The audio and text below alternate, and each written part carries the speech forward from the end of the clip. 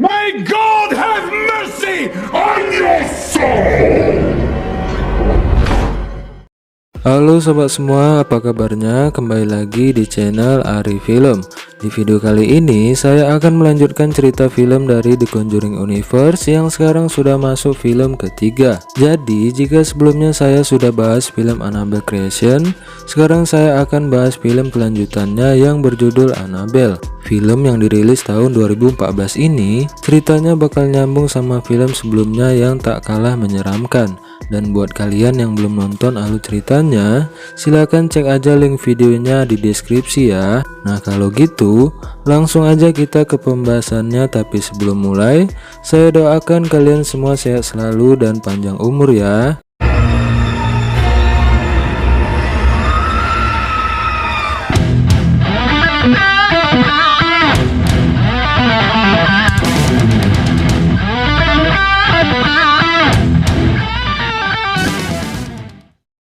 Cerita di film ini dimulai pada tahun 1967, tepatnya setelah 12 tahun kejadian di film Annabelle Creation. Dan setting waktu di film ini ada di Santa Monica, California. Di sini kita akan melihat pasangan suami istri yang sedang beribadah di gereja. Si suami bernama John dan sang istri bernama Mia. Mia yang saat ini sedang hamil tampak sedang bercanda dengan suaminya, padahal saat itu pendeta gereja sedang berkhotbah dan pendeta ini bernama Father Perez. Tak lama kemudian ibadah pun selesai dan di sini John dan Mia bertemu dengan tetangganya yaitu Pete dan Sharon. Kalau kalian lupa, Pete dan Sharon ini adalah orang tua angkatnya si Janice yang di akhir film Annabelle sebelumnya telah mengadopsi anak tersebut. Mereka ini ternyata tinggal tepat di samping rumahnya John dan Mia, dan mereka juga menjalin hubungan baik sesama tetangga. Nah, singkat cerita, mereka pun sampai di rumah masing-masing dan di sini John membicarakan tentang Janice yang ternyata telah kabur dari rumahnya. Dan mereka menduga kalau Janice bergabung dengan kaum hippie atau bisa disebut dia bergabung di komunitas yang sesat. Selanjutnya, scene kemudian memperlihatkan Mia yang sedang melakukan kegiatan kesukaannya yaitu menjahit sambil melihat berita di TV. Di sini ada berita tentang sekte atau kelompok berbahaya yang beberapa anggotanya baru melakukan pembunuhan brutal. Sekte yang bernama The Family ini beranggotakan kurang lebih 30 orang dan rata-rata dari mereka dulunya adalah pecandu narkoba serta banyak juga mantan narapidana. Karena hal ini, masyarakat pun dibuat sangat resah dan takut kalau mereka akan menjadi korban selanjutnya. Nah, setelah melihat berita itu, Mia kemudian mendapat hadiah dari si John yang selama ini benar-benar sangat diinginkannya. Dan rupanya, hadiah yang diberi itu adalah boneka Annabelle yang entah bagaimana bisa didapatkan oleh si John. Ternyata nih, Mia rupanya sangat hobi sekali mengoleksi boneka berbentuk manusia, terutama boneka perempuan. Dia pun sudah banyak mengumpulkan boneka yang beraneka ragam mulai dari ukuran kecil sampai ukuran besar. Dan kini setelah mendapatkan boneka Annabelle, koleksinya pun bertambah banyak. Namun ia tidak tahu kalau boneka yang diberikan oleh si John itu adalah boneka pengundang iblis. Selanjutnya, scene kemudian menunjukkan salah satu scene yang sebenarnya sudah ditunjukkan di film Annabelle sebelumnya. Di sini, Pete dan Sharon yang tengah tertidur dikejutkan dengan kedatangan Janice serta temannya. Mereka yang kini memakai pakaian berwarna putih, tiba-tiba saja membantai Pete dan Sharon secara brutal. Kejadian brutal itu ternyata didengar oleh Mia yang kebetulan kamarnya berdekatan dengan kamar mereka. Dia lalu meminta si John untuk melihat mereka.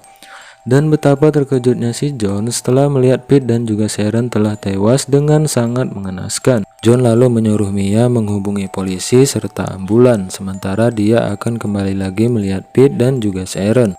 Saat Mia mencoba menghubungi ambulan, Janice diam-diam masuk ke rumahnya dan kemudian mengambil boneka Annabelle. Nah, tak lama setelah itu, Mia pun berpas-pasan dengan si Janice dan tiba-tiba temannya yang sudah ada di belakang langsung menusuk perutnya Mia. Namun untung saja si John datang untuk menyelamatkannya dan dia pun melawan temannya Janice hingga akhirnya polisi pun datang dan menembak mati temannya itu. Sementara si Janice tadi tiba-tiba saja mengunci dirinya di dalam kamar, lalu dia menggambar simbol di dinding kamar itu, kemudian dia bunuh diri dengan menggorok lehernya sendiri, dan salah satu tetesan darahnya masuk ke mata sebelah kanan boneka tersebut. Untungnya setelah kejadian itu, Mia dan bayi di kandungannya bisa diselamatkan setelah mereka dibawa ke rumah sakit. Di sini polisi pun langsung menyelidiki kasus ini dan diketahuilah kalau Janice dan temannya tadi adalah anggota sekte The Family. Kenapa mereka bisa tahu? Itu dikarenakan ada sebuah simbol di ikat pinggang temannya yang dipercaya adalah simbol sekte tersebut. Nah, setelah mengetahui semua ini, polisi pun langsung mencari sisa anggota The Family yang lainnya. Sementara Mia yang sudah sembuh, kemudian kembali ke rumahnya dengan penuh was-was karena masih trauma dengan kejadian tersebut. Agar tidak mengingat kejadian itu lagi, si John terus-terusan memberi semangat pada Mia sambil bilang mulai saat ini semua akan baik-baik saja. Namun ternyata, beberapa hari setelahnya malah muncul kejadian lain yang disebabkan oleh si boneka Annabelle. Adapun kejadian yang mereka alami mulai dari mesin jahit Mia yang menyala dengan sendirinya, lalu si boneka Annabelle yang berpindah-pindah posisi, dan yang paling mengerikan di saat rumah mereka terbakar oleh sendirinya. Tak hanya itu saja, di dalam keadaan itu pun ia sempat ditarik ke arah tersebut, dan untung saja tak lama kemudian para tetangga sekitar langsung datang ke sana dan dia kemudian langsung dibawa ke rumah sakit. Tak lama setelahnya, si John pun datang ke sana sambil berlari dan betapa terkejutnya dia saat melihat Mia yang sudah melahirkan anak perempuan yang sehat dan juga cantik. Anak yang diberi nama Lia itu kemudian mereka bawa ke apartemen baru mereka di daerah Pasadena, California. Mereka tidak mau lagi tinggal di tempat lamanya lantaran Mia merasa rumah itu telah dikutuk. Pikirnya si Mia ini sekarang mereka akan aman-aman saja, namun dugaannya ternyata salah. Si boneka Annabelle ternyata mengikuti mereka dan betapa terkejutnya si John saat melihat boneka itu ada di rumah mereka. Padahal dia sudah membuang boneka itu di tong sampah. Tapi bodohnya si Mia ini, dia malah menaruh kembali boneka itu di dalam rumahnya. Akibat kebodohan Mia, iblis itu pun kembali meneror mereka. Nah, kejadian pertama yang terjadi adalah Lia yang diganggu oleh penampakan Janice. Sebagai pengingat saja, iblis yang mengganggu mereka ini bisa menyamar sebagai apapun untuk menakuti korbannya. Yang barusan kita lihat tadi bukanlah arwah Janice melainkan iblis yang sudah menyamar. Nah, setelah diganggu, Lia pun menangis dan Mia yang saat itu sedang tidur langsung terbangun mendengar tangisan itu. Mia yang tidak menyadari kalau anaknya telah diganggu iblis kemudian membawa anaknya untuk jalan-jalan. Lalu di sini dia bertemu dengan pemilik toko buku bernama Evelyn yang dengan baik hati memberikan sebuah buku padanya. Setelah itu Mia kembali membawa anaknya pulang dan kejadian aneh lainnya pun mulai terjadi. Mia melihat kertas gambar yang berjatuhan dari tangga yang salah satu gambarnya berisi Lia yang ditabrak oleh mobil. Di sini Mia masih belum menyadari kalau itu adalah ulah dari iblis. Ia berpikir kalau itu adalah gambar dari dua orang anak kecil yang sebelumnya sedang menggambar di anak tangga tersebut. Hingga pada malam harinya, Mia dibuat ketakutan setengah mati setelah dia diganggu oleh penampakan anak kecil yang tiba-tiba berubah menjadi Janice.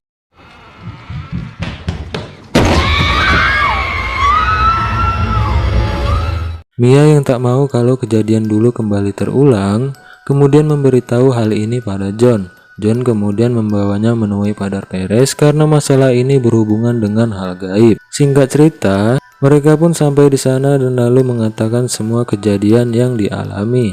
Padar Perez selalu bicara panjang kali lebar, namun pada intinya dia mengatakan kalau yang dialami oleh Mia cuma imajinasinya saja. Nah, setelah dari sana, John kemudian mengantar Mia dan anaknya pulang, sementara dirinya pergi untuk bekerja. Lalu di sini lagi-lagi si iblis itu berbuat ulah. Kalau biasanya dia menyamar sebagai orang lain, kali ini dia langsung menunjukkan wujud aslinya yang benar-benar menakutinya. Tapi untungnya, Mia bisa selamat dari gangguan iblis itu walaupun tangannya sempat diserang hingga membentuk simbol A, yang mirip seperti simbol yang digambar oleh Janice.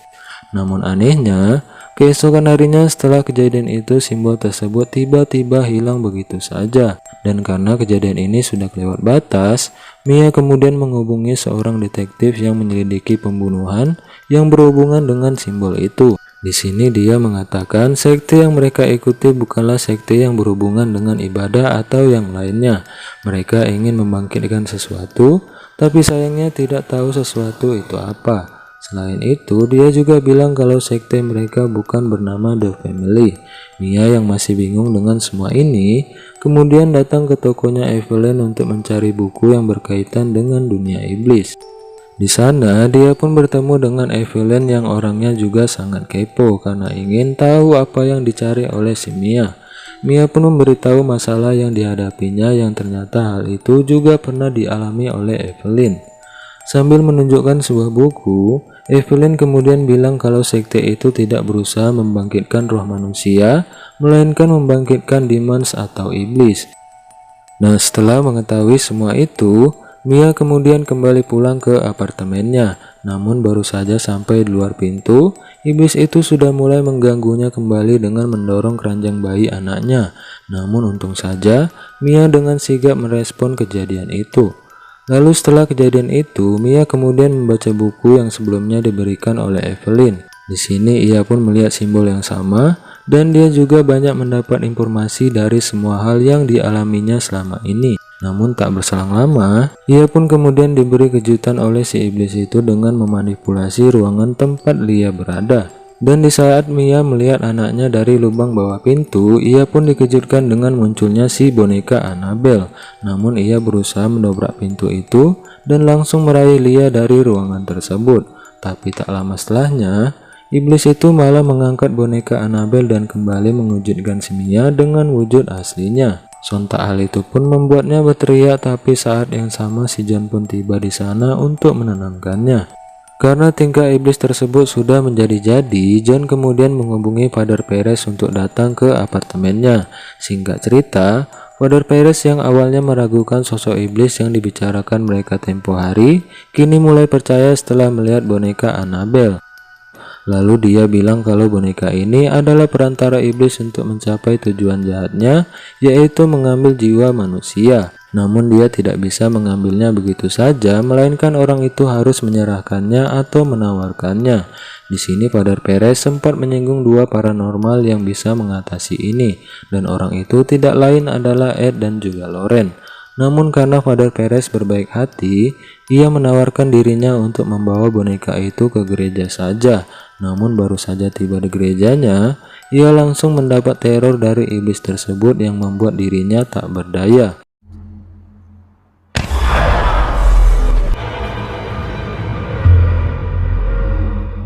Namun untungnya Father Perez bisa selamat dari kejadian itu, walaupun dia menderita luka di bagian wajah dan juga kepala.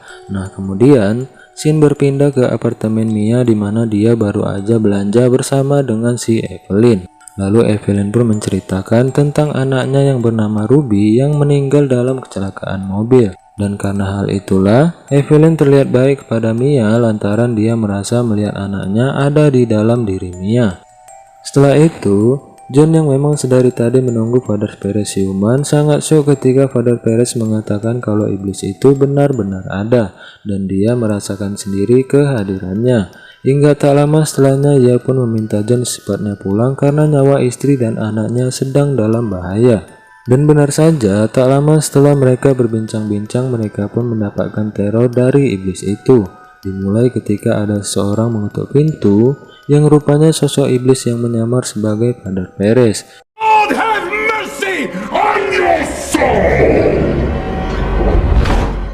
Hingga kemudian, saat Evelyn ingin mengajaknya pergi dari sana, tiba-tiba muncul sosok iblis yang membuat Evelyn terlempar ke luar pintu.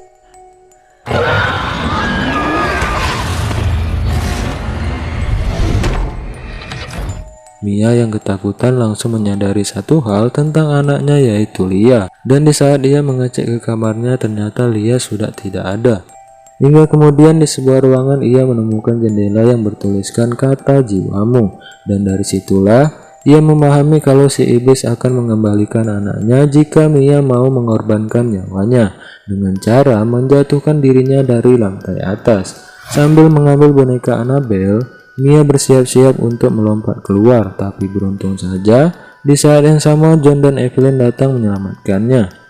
Mia yang masih histeris karena anaknya diculik, lalu meminta John untuk merelakan dirinya. Namun si John berkali-kali bilang pada Mia bahwa ada cara lain untuk membawa anaknya kembali. Dan benar saja, tiba-tiba Evelyn sudah ada di belakang mereka dan bilang kalau inilah caranya untuk menolong anaknya. Evelyn pun lompat dari jendela itu bersama dengan boneka Annabelle.